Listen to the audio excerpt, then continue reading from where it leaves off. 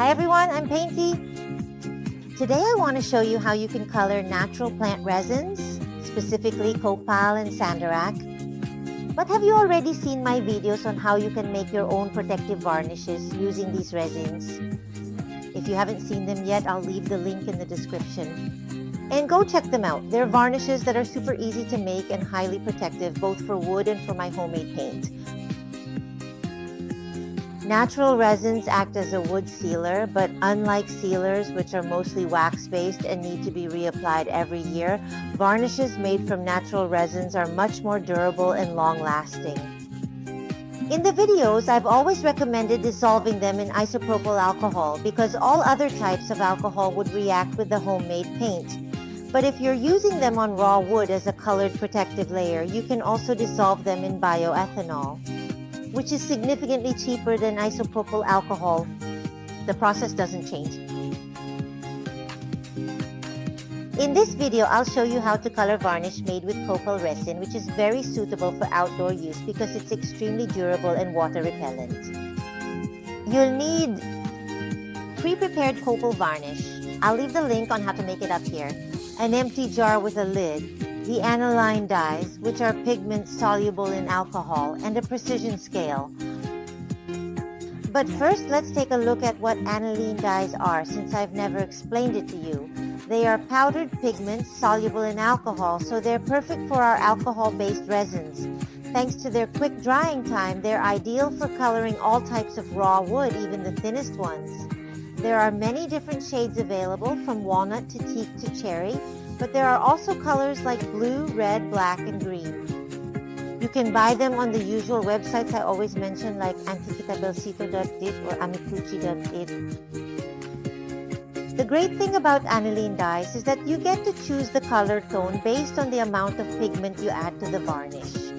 But you still need to run some tests. It's best to add them little by little until you reach the desired shade. So it's better to weigh the varnish and note down the percentage of aniline you add. That way, if you need to recreate the color, you'll know exactly how much aniline to use. I needed a brown that wasn't too dark. So I start by pouring my copal varnish into the little jar to know exactly how many grams it is.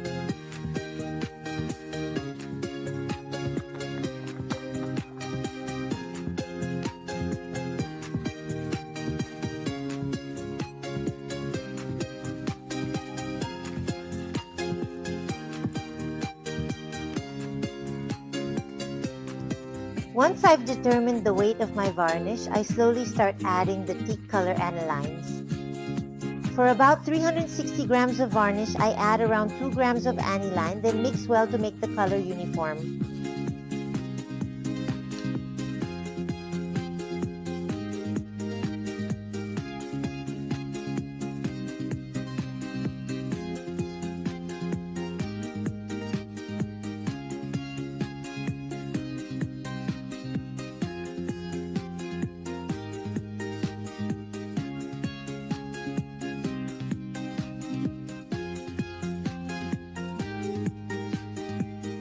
I begin with my first test. Here's the shade I got with just the 2 grams.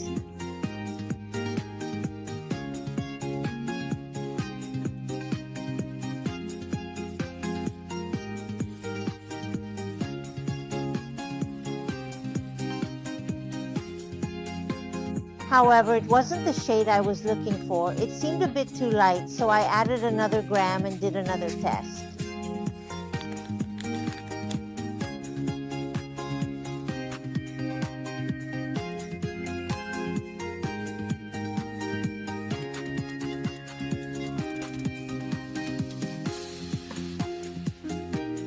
Still not satisfied? I added more aniline. You can make as many samples as you want. It's very simple.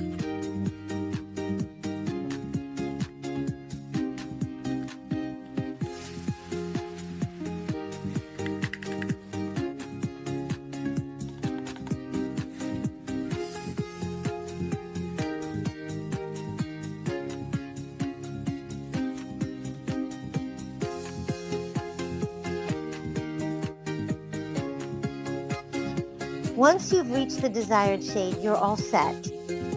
Remember to always attach a label with the name of the aniline color, in my case teak, and to write down the percentage you used in relation to the varnish, in my case the 0.83%, so that you can recreate it.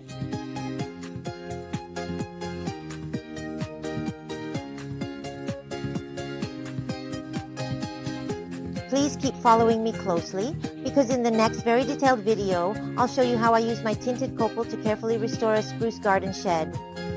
And don't forget to subscribe to my channel. See you in the next video.